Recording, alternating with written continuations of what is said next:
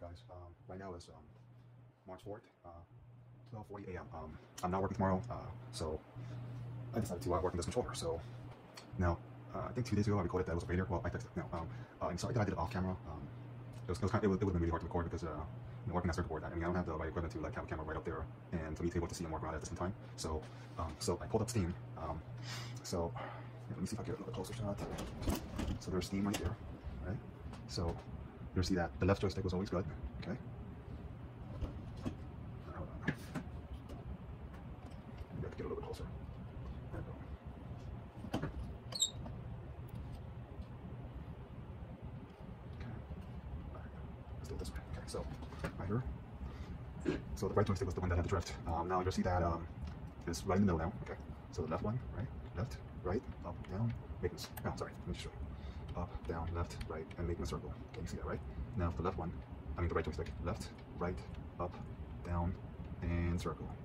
Now I will admit, the joystick module that I bought, obviously it's one Z-base special that I got. One Z-base special that I got from China. I actually thought I was buying from like a cheap company in Canada, but they were lying. They came from China. So anyways, the joystick doesn't seem as good.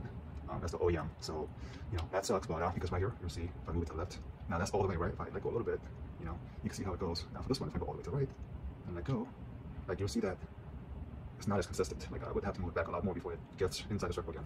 And also when I move it all the way around, you'll see it's making a square, right? On the right joystick, you'll see that I'm making a square basically. See right there? There's the tip, there's the corner, I'm basically making a square. So that's, I don't know if it's because they can't show more in this way or not. It may be just making a bigger circle.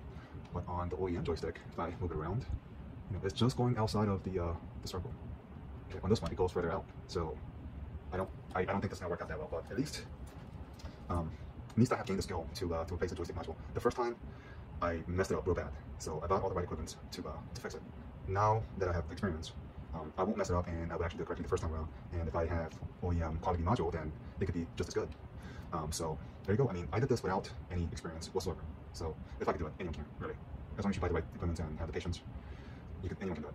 So there you go. Also, I actually may not have the, you know, like when you play Call of Duty, when you press into R3, that function may not be working because, actually, I know it's not working because that trace wire that goes to the button, that was destroyed when I messed up the first time around. So I don't have that. I could actually make a jumper that goes to the module. Like, let me pull up this right here.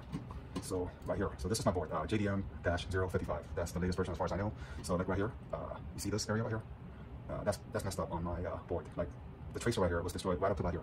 So I would have to run a jumper wire from there and then flip it over to the other side and catch it on the other side of the board right here and here to make the melee button work. So the R3 clicking button. I would have to do that. So I would have to like put protective layer here. They obviously have the correct PCB coating for it, or I could use like clear nail polish, so I won't touch any of this stuff, you know, and probably try to go more like here, you know, and then flip to the other side and then connect to these two on the other side. That's possible. I'm not gonna do that. The module I think is junk anyway, so I don't want to waste time doing that. It was real hard because the brake on mine was right here, so I had to use a jumper wire that came with this with the air rework section that this came with it. So I took a short piece of wire, soldered right here, and then got into the termination socket. Okay, and same thing right here. It was bad, so I soldered right here and got into the termination socket. And also, I actually had to scrape this off right here. I had to scrape this off because it was making some contact. I messed it up, so I had to peel it back all the way here from here. I had to get rid of all this, and that's what I did. And I'm sorry I don't have the footage of it or any pictures. I didn't take any pictures. I was kind of anxious to put it back together and test it out just to see, you know, if I actually fixed it or not, which I did. I mean, so you know, you can see that it works. You know, left, right, up, down. Oh, sorry. Left, right, up, down, and make a circle. Yeah, so it works. So there's the dead on the Steam setting. There's the that shows the dead zone. You know, you could mess with the dead zone by your left and right joystick dead zone. You can play around with that. So you know how much of a dead zone you got or how much it has deviated from the center. But yeah, it works. It's been a success. Remember, I have zero experience doing this, and I messed it up the first time. I fucked it up, and then I bought the right equipment, and did it the second time, and I had to fix my mistake.